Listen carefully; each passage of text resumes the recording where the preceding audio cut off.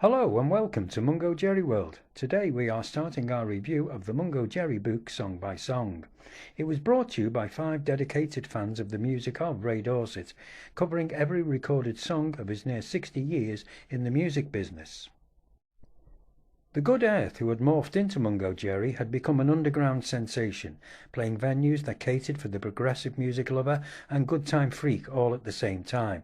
What happened in 1970 was a combination of extreme good timing and bad luck. The good timing being that Ray Dorset and producer Barry Murray reconnected with Barry's involvement with the newly set up Dawn record label, and the band putting down 14 tracks for their debut LP and maxi single. The bad luck, and this is in hindsight, being that the chosen song to promote their first maxi single was In the Summertime, one of the finest songs ever put down on vinyl. And how could this be bad luck? Purely on the grounds of how do you follow it up. It's a classic of a song, and following a classic is no easy task. Continued sales over the 50 years following after the original recording prove that indeed it is a classic as well as being a celebration of life. It turned heads in more ways than one in making Mungo Jerry commercial, while turning those progressives and freaks away from anything that entertained the masses. When your singles are released as maxi singles, meaning they contain more than your usual 2-song A and B sides with up to 4 songs, it then means you fall between the two stools of albums and singles. You are not a commercial singles band, and you are not an albums-based band in the true sense of the word. Despite this, Mungo Jerry had their first 2 albums chart in the UK and many countries beyond.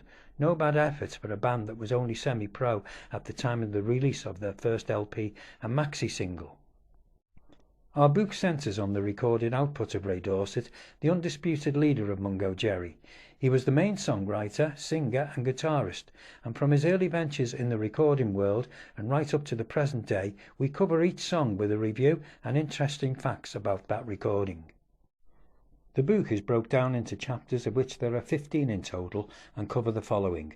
Chapter 1 is pre-Mungo Jerry. Chapter 2, the Dawn label maxi singles. In Chapter 3, the Dawn label standard 45 RPM singles are reviewed. Chapter 4 covers the Dawn label albums, including the newly reissued vinyl and CD of the applauded second LP, electronically tested.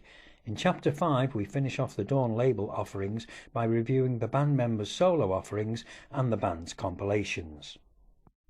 Chapter 6 covers the Polydor years singles and the singles released afterwards, mainly on Ray Dorset's own labels such as Satellite and Orbit, and the many European releases up until the year 1988, all released on single 45 RPM vinyl.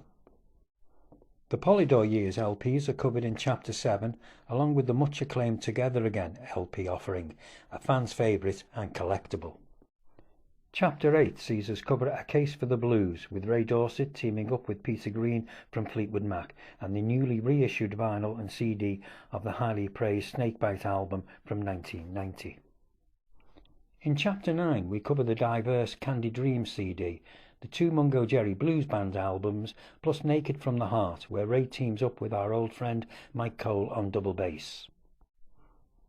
Which brings us to Chapter 10, starting off with the fans' favourite Cool Jesus album, all the way through to the latest offering album-wise with Undefinable, possibly Ray Dorset's last, but watch this space as ideas are still spinning around in his head.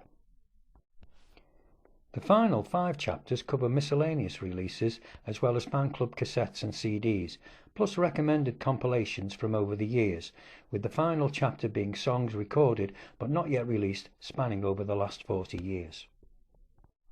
In the final section of the book we remember those no longer with us, including former band members Joe Rush, Colin Earl and Darren Jones, and the producer that made it all possible, Barry Murray.